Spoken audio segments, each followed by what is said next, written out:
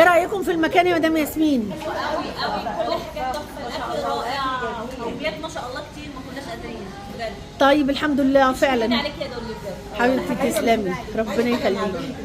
تسلمي يا مدام فاطمه، ربنا يخليكي. وعايزين نشكر مستر نبيه. حبيبتي ربنا يخليك، تسلم.